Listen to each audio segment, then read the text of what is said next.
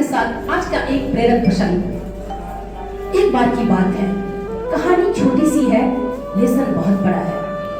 एक बार की बात है, एक दिन हम सभी शिक्षक हैं।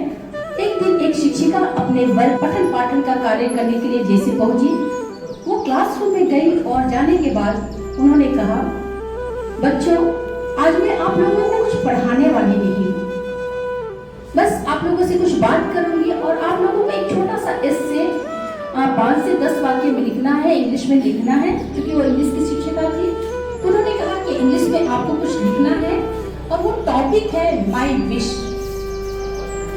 मेरी इच्छा। आप सभी बच्चे कॉपी निकालें और अपनी अपनी इच्छा को, जो आपकी विशेष है, आप उसे लिख दें।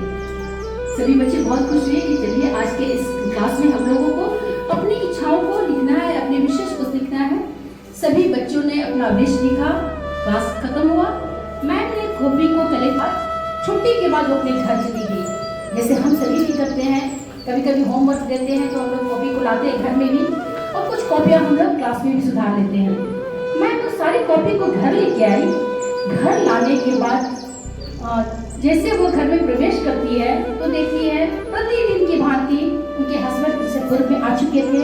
सोफा पर बैठ के आराम से पेपर पढ़ रहे हैं, मोबाइल देख रहे हैं।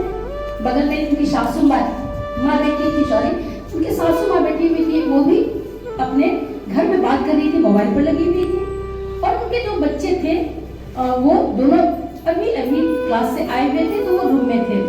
मैं रूम में गई, फ्रेश हुई और आके बैठ के सबों के साथ चाय शेयर किया और उसके बाद उन्होंने कॉपी करेक्शन करना शुरू किया।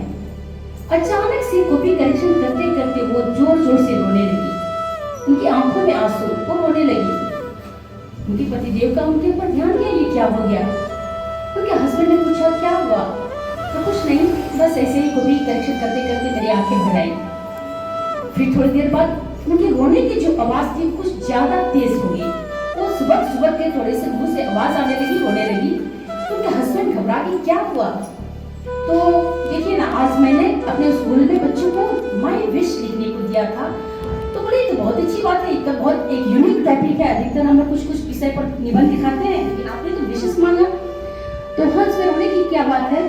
तो बात दरअसल ये है कि जो मैं ये कॉपी करेक्शन कर रही हूँ, उसमें बच्चे ने जो अपनी विश लिखा है वो मेरे दिल को छू लिया। उन्होंने कहा कि बताइए वो विश क्या है। तो उन्होंने कहा, इस बच्चे ने लिखा है, हे भगवान जी, मैं आपसे प्रार्थना करता हूँ, मेरी इच्छा है, मेरी विशेष है कि आप ये जो मोबाइल है उसे बहुत दूर जंगल में फेंक दीजिए, उसे जला दीजिए या फिर उसे बड़े बड़े समुद्रों में फेंक दीजिए, ताकि मानव के पास, इंसानों के पास, दादी के पास, मम्मी के पास, पापा के पास, किसी के पास वो मोबाइल नहीं रखे। तो उनके हस्बैंड ने कहा, इसमें तो बहुत अच्छा विश लिखा है, इसमें कोई बात तो नहीं है। तो इतना ही विश खत्म नहीं होता है, लेकिन उसने आगे लिखा, भगवान जी, अगर आप मोबाइल को दूर नहीं कर सकते हैं तो एक और आपसे मेरी आग्रह है, मेरी इच्छा है कि आप मुझे मोबाइल बना दें। आप मुझे मोबाइल बना दें कि जब मैं स्कूल से थक कर पढ़ कर आऊं तो दादी जिस तरह अपने हाथों में मोबाइल रखती है उस तरह मुझे गले में लगा दे। पापा जिस तरह मोबाइल लेकर बैठे रहते हैं तो मोबाइल छोड़कर मुझे मोबाइल की जरूरत पर पकड़ ले। मम्मी जो कभी आती है तो बहुत सारे क्वेश्चन को खोलती है और पढ़ती है, उसे छोड़ के मम्मी मुझे गले लगा दे। मैं उनकी आगोश में आ जाऊं, जिस तरह के सभी के हाथों में आगोश में मोबाइल है। तो भगवान जी, मेरी इच्छा है कि आप मुझे मोबाइल बना दें। उनके पति ने कहा, चलो भाई, बहुत छोटा बच्चा है लेकिन बहुत बड़ी बात लिख दिया है, फिर भी मैं यह कहूँगा इतना भी रोने की बात नहीं है, क्योंकि तो बच्चे की एक विश है। तो उनके पति ने कहा, गौर कीजिएगा, उनके पति ने कहा, ये कोई और बच्चा नहीं, ये अपना बेटा राजू है। आप समझ सकते हैं, मुझे समझाने की जरूरत नहीं है। आप अपने पूरे संसार के लिए एक व्यक्ति हो सकते हैं, लेकिन अपने परिवार के लिए आप पूरा परिवार है, याद रखिएगा। और हम और आप वही गलतियां करते हैं।